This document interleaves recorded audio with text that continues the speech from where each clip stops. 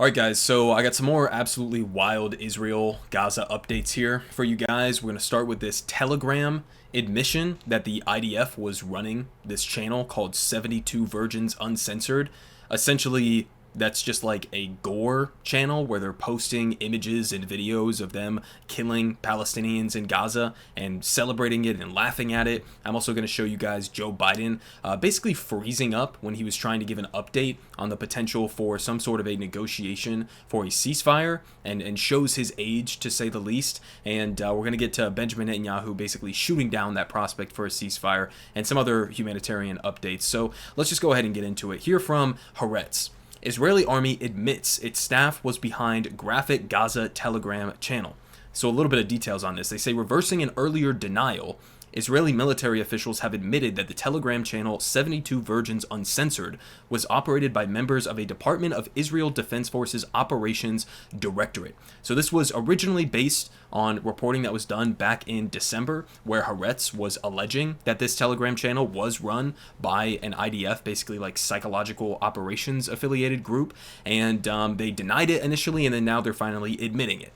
They say, during the original investigation, sources told Haaretz that members of the unit, which is in charge of psychological warfare targeting the enemy and foreign audiences, created 72 Virgins Uncensored on October 9th, 2 days after the war began, without official approval and without being authorized to do so. Furthermore, the channel was directed at an Israeli audience. So, I mean, first off, they're running psychological operations not just for a global audience, which Israel obviously does, but also for a domestic audience. And, when you see, videos like this, which obviously I can't play for you guys because it's extremely graphic, but I mean, this one was them running over a guy repeatedly, and you got people here in the reactions giving hearts and smiling emojis and clapping emojis, just running over a human being with a car repeatedly. And, other ones, this one riding around what looks like a children's bike saying GTA in Gaza and people reacting to that. A bunch of other ones that they're going to list here are extremely graphic. Some of these that they were posting were likely civilians. Some of them may have been Hamas operatives, right? We don't know the actual details on a lot of the people who were posted in this Telegram channel, but what does it say about the IDF? What does it say that they are, running these kinds of psychological operations on Israelis, right? Or that this is the kind of stuff that Israelis find appealing or entertaining in some way, that this is where we're at right now, that like gore porn essentially that the IDF is posting of them massacring people in Gaza is something that is like funny or something to laugh at, basically.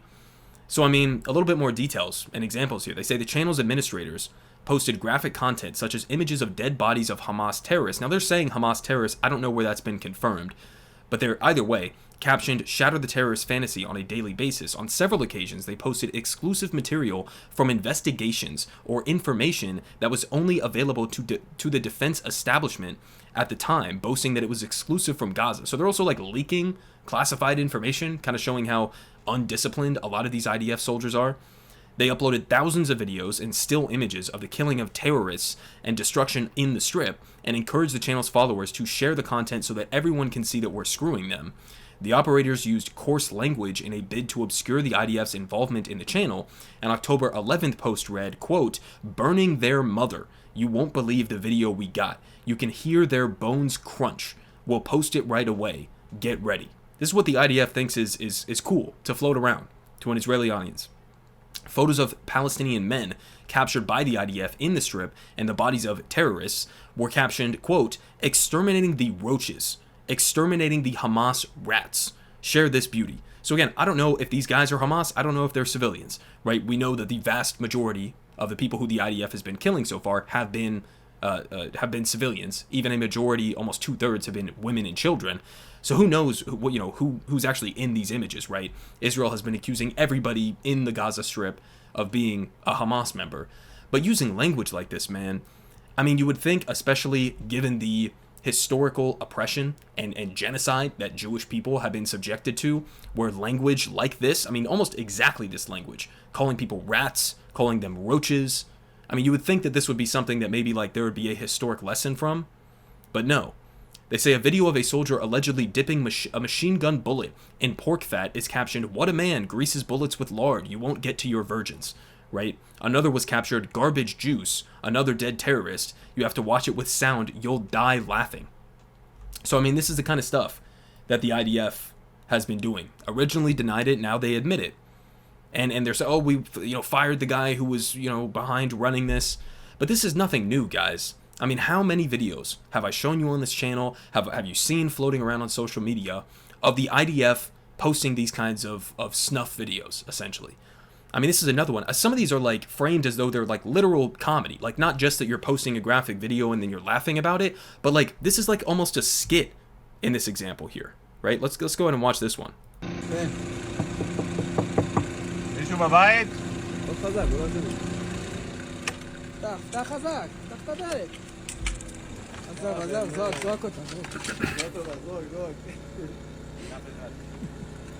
So knocking on a door right after you just completely obliterated a building here, somebody's home. I mean, you can literally see like a children's, drape there, right in the windowsill. Knocking on the, is anybody home? After as you're in the midst of an ethnic cleansing, right, where a vast majority of the Palestinian population in Gaza has been forcefully expelled. 2 million of the 2.2 million population of Gaza has been internally displaced by Israel's genocidal war on the Gaza Strip. And these are the kinds of things that they're like laughing about. This is funny. This is like a comedy sketch, right? What kind of audience is this appealing to? I mean, other ones as well, right? In this one, this IDF soldier says the Nakba, referring back to the original expulsion of Palestinians from their land back in the 1940s. The Nakba is going to be a sweet memory compared to what is waiting for them. We are the sons of Joshua who conquered this land from seven different peoples. They are not only human animals, they are also idiots. They're bragging about this. This isn't some leaked statement that we got from behind the scenes.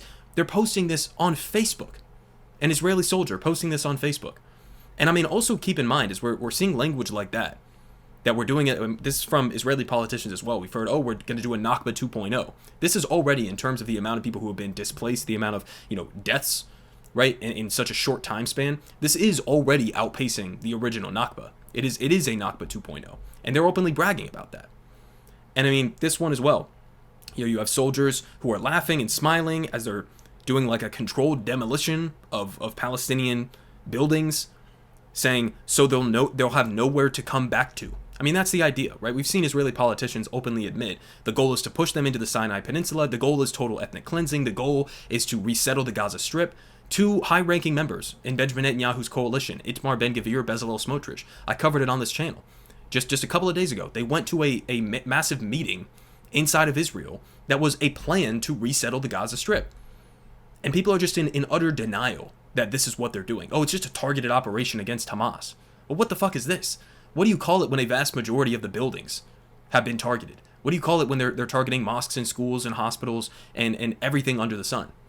When you have IDF soldiers who are openly posting this, when you have statements from Israeli politicians openly bragging about all of this, what do you call that other than a genocidal campaign? It's not a targeted operation. They're not going after just Hamas. They're flattening the entirety of the Strip in an effort to ethnically cleanse it of the Palestinian people. And it's also important to remind ourselves, right, that in the International Court of Justice case that was brought by South Africa, where they did in their initial ruling find it's plausible that Israel is engaging in a genocide right now inside of Gaza, that one of the arguments that they brought up was taking statements from guys like Benjamin Netanyahu and President Isaac Herzog and the rest of these guys, where like Netanyahu comes out and he appeals to the biblical story of Amalek, where it says you should go and kill every man, woman, child, ox, cattle, sheep, etc. And then they take that statement from Netanyahu and they compare it to soldiers on the ground repeating those similar statements as they are in the midst of committing war crimes. And that was part of the evidence, the justification that they used, that these wild, insane, genocidal statements from Israeli politicians are not just like off-the-cuff, meaningless statements, that they actually, have an actionable effect on the ground in terms of what the IDF, what the Israeli military is doing inside of Gaza. And so it's just an endless stream of TikToks and Facebook videos and self-published, self-released videos of war crimes endlessly that is just going to add to the pile of evidence for the ICJ case against Israel. And in combination with all of the other things I've covered over the last couple of days since the initial ruling came out, I mean, keep in mind, in a couple of weeks now, Israel's going to have to go back to the ICJ. The ICJ is going to make another ruling to basically determine, have they changed anything about the direction of this war? Because as part of their preliminary ruling, which is, supposed to be enforceable because Israel is a member of the United Nations, they are party to the ICJ. Part of their demands of Israel was you have to stop, the intentional targeting of civilians. You have to take actionable steps to punish people who are engaging in war crimes, to punish people who make genocidal statements. You have to try to prevent a genocide from taking place. A lot of concrete steps that needed to be taken. And Israel has done the exact opposite of that since then. I mean, we're averaging like 100, 200 Palestinians who have been killed on a daily basis since then. Hundreds and hundreds. And so this is the latest estimate here from Euromed Human Rights Monitor. The Israeli genocide in the Gaza Strip, and this is a couple days outdated at this point. Keep in mind, it's getting harder and harder to even get these kinds of statistics. Human rights groups are desperately on the ground trying to get accurate estimations of this. But this may even be an undercount because of how difficult it is to actually get the real stats. But their latest is 35,000 killed. 35,000 killed in just a couple of months, 4 months here or so. 67,000 injured, 121 journalists killed, 2 million, again, displaced, 79,000 completely destroyed homes. The entirety of the northern half of Gaza, if not more, is entirely unlivable at this point. You have hundreds of thousands of people who are facing immediate risk of starvation and disease, and obviously do not have a reliable access to clean drinking water or medical supplies. 79,200 completely destroyed homes, 207,000 partially destroyed homes. Obviously the press headquarters, hundreds of schools, industrial facilities, almost 500 damaged mosques at this point. 689 healthcare professionals, over 200 healthcare facilities, 200 heritage sites, 176 civil defense workers, and almost 3,000 people at this point have become detainees or forcibly disappeared. And I've talked about on this channel how many people that we've seen who have just been rounded up in like a mass arrest campaign, innocent civilians who are reporting torture by the IDF, who are later in some cases released, in some cases not released, in some cases killed. And just like mass arresting people who they believe to be terrorists, because I think any fighting age male in Gaza is legitimately a terrorist. We also have had images that came out, this one from The Guardian, and I recommend you guys go and read the entirety of this article because they do a good job of getting into the details of like refugee camps and mosques that have been attacked and trying to map this all out. But this is what the general map looks like, okay, of the areas that have been targeted, bombed, attacked by Israel. And you can do an overlay with the population density of Gaza before October 7th. And it's like a 1-to-1 correlation here. I mean, this is obviously where like the northern strip of Gaza is, and the Gaza City, and then Khan Yunis down here, and then Rafah down here. I mean, it's almost a 1-to-1 correlation between this map of the attacks and the population center in Gaza. Everything has been attacked. There's no part of Gaza that has been spared during this campaign. We also have things like this. So this was posted by Al Jazeera, right, to give another perspective, another angle of the amount of death and destruction, specifically this one of children. Again, over like 11,000, 13,000 children that have been killed so far. And I mean, look at the names that are scrolling, right? This goes on and on and on. This is in over 7 minutes. So the names are scrolling extremely fast. You wouldn't even be able to really read them as they're going by. But look on the right here. I mean, already we're 30 seconds into this. And we have not even gotten to the point, now we have, where we're talking about 1-year-old children. Everybody before that we just watched in the first 30 seconds of the clip were children that were under the age of 1. And then it takes a similar amount of time. We're still on 1-year-olds here. And they go all the way up. And it's similar throughout the entirety of this. I mean, it's important to, I think, get perspectives like this and like this so that we're not just looking at, pure statistics. I mean, every single one of these people that we look at in a number like this, that is a human being, that has a family, that has loved ones, many of whom probably were killed alongside them. I mean, we've seen entire bloodlines inside of Gaza wiped out. Dozens and dozens of members of the same family that have been killed. So, I mean, if this isn't a genocidal campaign, I don't know what is. And so now we move on to this. So again, there's been sort of like ideas floated of a potential for a ceasefire deal or a hostage swap deal that have been in the works. I've been very skeptical that this has any possibility of succeeding because essentially Israel is refusing to engage with the idea that a ceasefire deal would actually result in a ceasefire, a long-term ceasefire. So that's one of the main sticking points right now. Israel wants to get all of their hostages back that are still inside Gaza. There's about 100 or so of them left inside Gaza. They want to do some sort of a deal to get them back and then just continue the war to destroy, eliminate, whatever terminology they want to use, Hamas, which, by the way, again, still remains to be impossible through a military campaign. It's not possible. But, so that's the main sticking point, right? Which seems kind of ridiculous at face value. Number one, because obviously this war needed to end a long time ago.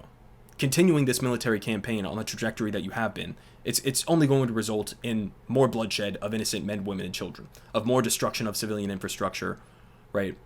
And it's not going to achieve the goal that you are saying that you want to achieve in this campaign. But it's also ridiculous because you're negotiating with Hamas. You don't have to like Hamas to understand the dynamics that are going on right here. Is it really reasonable to engage in negotiations where your opposing partner on the other side, part of the red lines that you have is that the opposing side is going to be utterly destroyed? Do we think that that's going to result in an actual ceasefire deal?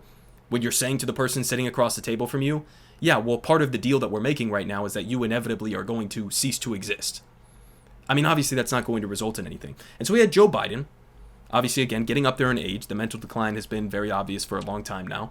In fact, I think that's probably the biggest thing that's hurting his campaign re-election right now. The odds of him winning the presidency again, outside of his support for a genocide, would be his age and how people view him as incompetent. And so here he is forgetting the word Hamas. Let's go ahead and watch this. There is some movement, and I don't want to maybe choose my words. There's some movement. There's been a response from there's been a response from the opposition, but yes, I'm sorry, from Hamas, but it seems to be a little over the top. We're not sure where it is. There's a continuing negotiation right now. Okay, first off, man, you got to get some Adderall in you. You got to get something, okay? Because he literally looks like he's going to fall asleep and pass out in the middle of this clip, okay? No exaggeration. You forgot the word Hamas. Okay, this is the guy who is leading the United States of America. This is the guy who is currently trying to pass a bill to give upwards of like $15-16 billion to Israel to continue their genocidal campaign.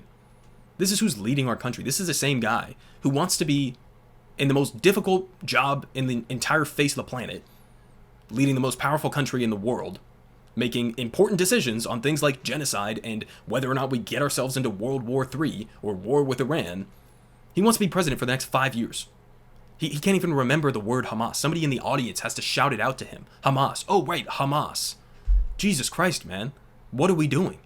How have we gotten to this point? I mean, it's not me picking on him because of his age.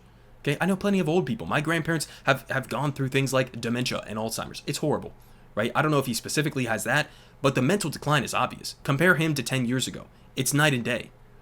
Anybody who's denying the reality of this is delusional at this point. And so the people around him at this point are like propping him up, similar to what we saw with Dianne Feinstein, where it got to the point where she was not even cognitively capable of resigning the position or understanding that she's lost a few steps. And I think Biden is getting to the territory where it's a similar situation there. People need to step in. I mean, not only is he obviously, I think, not capable of doing this job for the next 5 years, he might not even be capable of living for the next 5 years. But on top of that, he's also risking what Democrats say is the greatest threat to democracy that the country has ever seen by keeping himself as the Democratic nominee for 2024 as such an incredibly weak candidate. He has the lowest approval rating of any modern president in modern American history trying to run for re-election. Lower than Bush, lower than Obama. I mean, you'd have to go all the way back to like the 1980s, even before, to get an actual comparison to how unpopular Joe Biden is right now. And he's just doing shit like this. We also had this. So this is the actual details, as outlined here by Hamas, of the ceasefire proposal that they basically were floating. That, again, is sort of being rejected right now. So these are the main bullet points. A first 45-day pause. So there's like 3 sections of this in fighting, during which all Israeli women hostages, males under 19, the elderly and sick, would be exchanged for Palestinian women and children held in Israeli jails.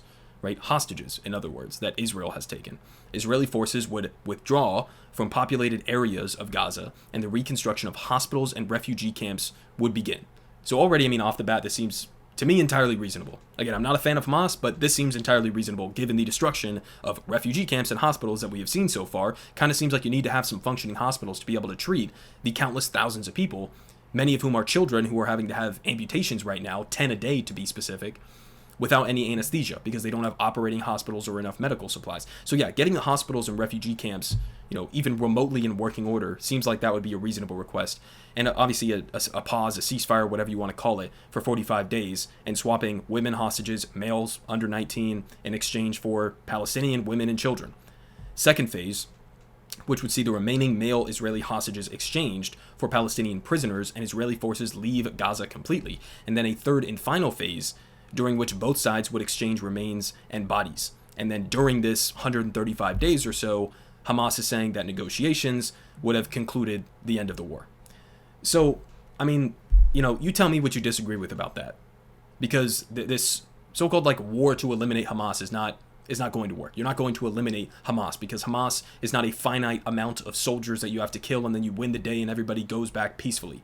Okay, it represents an idea of violent resistance to Israeli occupation, to decades and decades of apartheid and occupation and ethnic cleansing that has not been resolved, that people have refused to actually look at and to try to treat Palestinian with the dignity and the sovereignty that they deserve so that you would never have even had a group like Hamas come to power in the first place.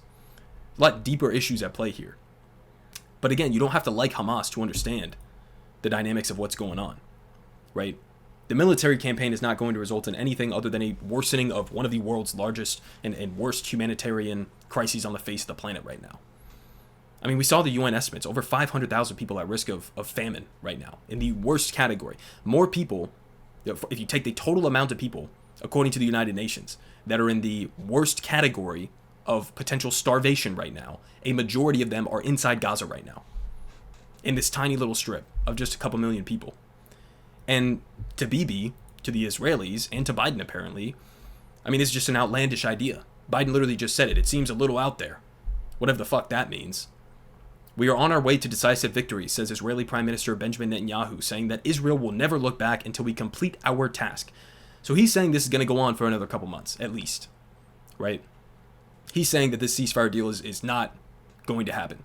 Even if, by the way, I mean, one of the main things that people say to justify Israel's war in Gaza is we have to get the hostages back. Well, here you have an offer on the table to directly get the fucking hostages back. But they're choosing, and this is what they've been doing the whole time. Israel has killed more of their hostages than they've saved in their military campaign. Literally, by the numbers. And the only time that they've gotten some of their hostages back was when there was a temporary ceasefire deal and a hostage swap. That's when some of the people got to go home.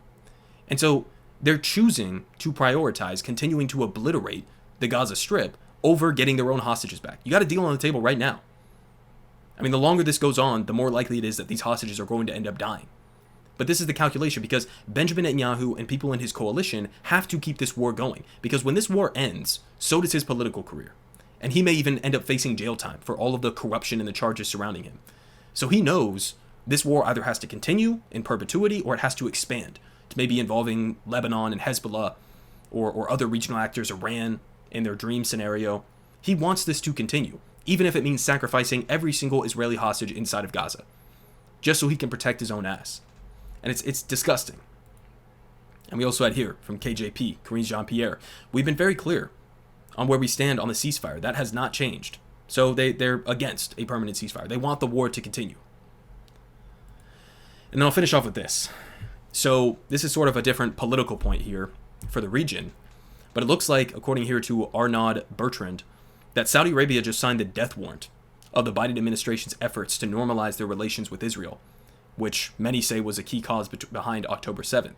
So it looks like, I mean, this came after a report came out that John Kirby, one of Biden's spokespeople, was coming out and saying, yeah, it's been very positive on our work with the Saudis and other regional players to get the normalization process with Israel back up and running and on a stable trajectory. And so they put this statement out basically throwing cold water on it and saying, no, it's not.